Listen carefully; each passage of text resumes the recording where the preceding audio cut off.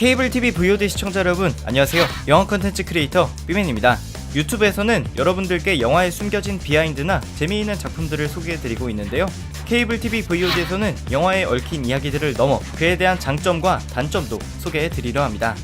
그럼 오늘은 2018년 6월에 개봉했으며 300만 관객수를 동원하여 좋은 첫 발걸음을 내디딘 영화 마녀에 대해서 알아보겠습니다.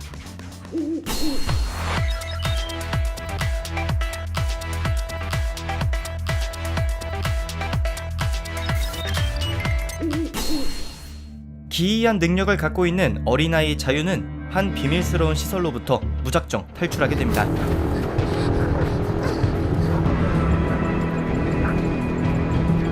도망치던 끝에 자연이가 쓰러진 곳은 시골에 있는 한 농장이었습니다. 우연히 피에 덮여있는 아이를 발견한 구 선생과 그의 아내는 자연을 거두어 키워주게 됩니다. 여보 이봐요. 여기 와봐요 빨리. 여보. 그리고 10년 뒤 자연이는 평범한 고등학생으로 살아가고 있었습니다. 혹시라도 나 잡혀가면 너 알아서 해라. 너 저번에 교재값 삥땅 깐 거 내가 니네 아빠한테 다 물어보려니까. 늙어가는 아버지 구 선생과 치매 증상이 점점 심해지는 구 선생의 부인 밑에서 자란 자유는 자신이 가정의 기둥이 되고자 다방면으로 노력하는데, 일로 줘야 내가 할게. 너 안 좋은 양반. 들어가요 아버지. 쉬는 날 내가 한다니까. 하루는 친구 명희로부터 상금 5억 원의 오디션에 대해 듣게 됩니다. 야, 너 돈 필요하댔지? 이거 봐봐. 이거 상금이 무려 5억이랴 5억. 그 돈이면 너고 소들도 굴고 엄마 병원 치료비도 한 방에 싹 해결되지 않겠냐? 수많은 사람들이 참가하는 오디션에서 사람들의 눈에 띄고자 한 자유는 노래 실력은 물론 자신이 갖고 있는 비밀스러운 능력을 이용해 사람들을 놀라게 하는데, 그냥 마술 같은 건데 한번 해봐요. 궁금한데.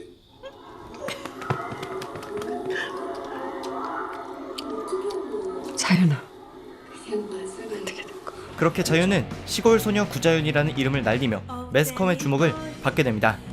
하지만 이때 자윤에게 주목한 세력은 대중뿐만이 아니었습니다. 10년 전 의문의 사고가 일어난 이후 자윤을 찾고 있던 비밀스러운 실험 집단은 드디어 그녀의 소재를 알게 된 것입니다. 내가 제일 몰라보겠어? 딱 보면 알지. 그리고 열차에서 마주하게 된 의문의 남성. 아저씨 뭐예요? 우리 아세요? 그는 마치 자윤이를 다 알고 있는 것처럼 행동합니다.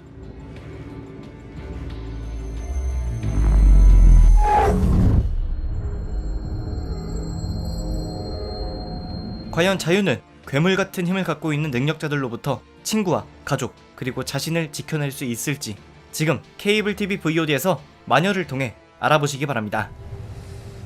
You wouldn't be so strange if they just died. 뭐? 빨리 서두르라고. You better get home. Godspeed. 영화 마녀는 개봉 전부터 한국에서 볼 수 없었던 액션이 영화에 담겨 있다는 점을 강조했습니다. 주요한 마케팅 포인트가 미스터리 액션인데, 정작 개봉 전 관객들에게 공개된 예고편에서는 어떠한 액션 장면도 확인할 수 없어서 당황스러웠는데요. 영화 관람 후에는 제작진이 후반부에 집중되어 있는 액션 장면들에 굉장한 공을 들였고, 이러한 연유로 관객들이 이 부분만큼은 영화관에서 보았으면 좋겠다는 의사가 예고편에 반영된 것 같습니다. 많은 분들이 할리우드 대표 돌연변이 히어로 영화인 엑스맨 시리즈를 한국판으로 보는 것 같다는 평을 하기도 했는데, 액션의 속도나 타격감은 엑스맨이라기보다는 마녀만의 그것을 탄생시켰다는 평가가 더 어울리는 것 같습니다. 특히 주인공 자윤이 비밀스러운 능력을 본격적으로 보여주는 장면이 있는데요. 해당 장면을 기점으로 관객을 빨아들이는 흡입력이 굉장합니다.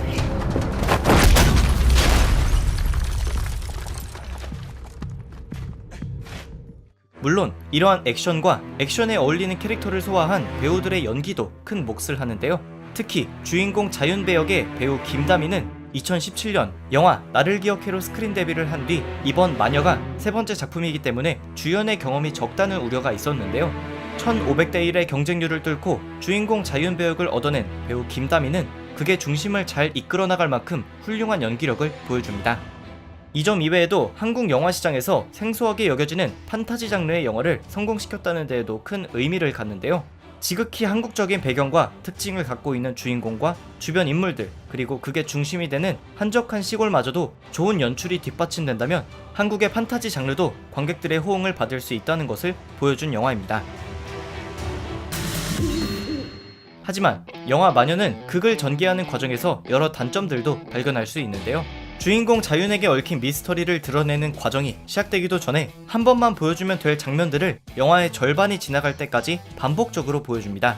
영화의 중반부가 되기도 전에 이러한 느낌이 드는 이유는 그게 중심이 되는 자윤 캐릭터에게 계속해서 비슷한 상황을 만들어주고 비슷한 대사를 반복하게 하기 때문인데요. 도대체 저한테 왜들 이러시는 건데요? 네? 이런 각본의 부실함은 영화의 클라이막스로 향하면서 더욱 약점을 드러냅니다.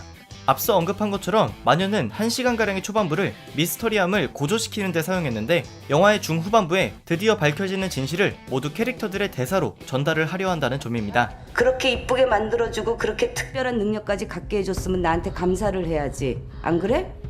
주인공 자윤이 10년 전에 겪었던 비밀스러운 시설에 얽힌 이야기부터 왜 수많은 사람들이 자윤을 찾아내려 했는지에 대한 진실도 영화의 10분가량을 할애해서 말로 설명을 하는데요. 이러한 진실이 드러난 이후에 한 번 더 드러나는 반전마저도 주인공 자윤의 입을 통해서 또다시 10분가량이 소모됩니다. 솔직히 기대 이상이네. 즉, 영화의 2시간가량의 러닝타임 중에서 마지막 20분에 집중되어 있는 액션씬이 시작되기 전까지는 느린 전개와 캐릭터들의 대사로만 습득해야 하는 정보가 굉장히 많다는 단점이 있는데요. 무려 20분 정도의 분량인 캐릭터들의 정보 전달 대사는 차라리 과거의 이야기를 집약적으로 보여주는 회상 장면이 있었다면 영화의 시간을 더 효율적으로 사용하는 것은 물론 관객들에게 좀 더 친절한 영화가 될 수 있었을 것 같습니다. 그동안 잘 지내셨어요?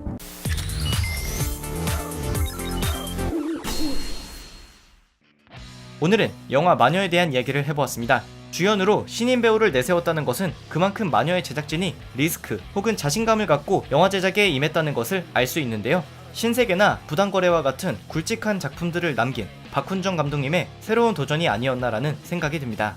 아쉬운 점이 명확하나 후속편이 기대될 만큼 많은 밑거름을 남겨놓았기 때문에 지금 케이블 TV VOD를 통해서 시리즈의 시작을 알리는 영화 마녀를 찾아보시기 바랍니다. 그럼 지금까지 삐맨의 무비썰이었습니다. 감사합니다. 다음에도 재미있는 영화로 돌아오겠습니다.